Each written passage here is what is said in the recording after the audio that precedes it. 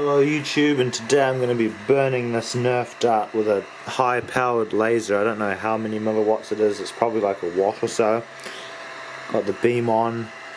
I'm going to come in within range of the beam and we're going to cut this nerf dart in half. Look at that laser cut. The nerf dart is completely cut in half.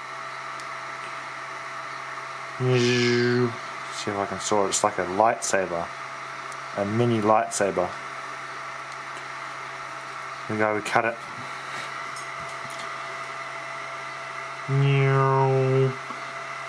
This is so satisfying.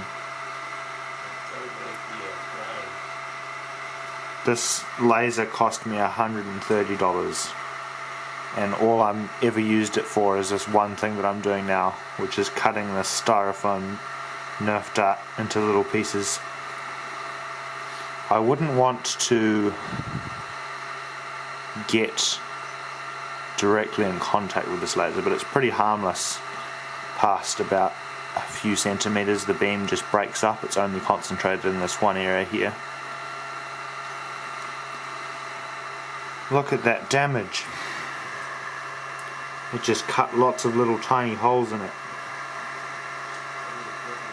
Look at it go!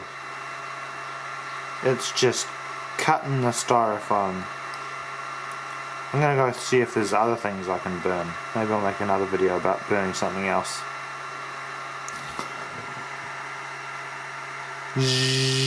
There we go. I'm melting it. I'm getting dangerously close to the end there. I don't want to burn my finger. It's like a 1 watt laser, I think, or maybe it's like 10 watts, I forget how much it is. But it's not a laser pointer, so it's not illegal.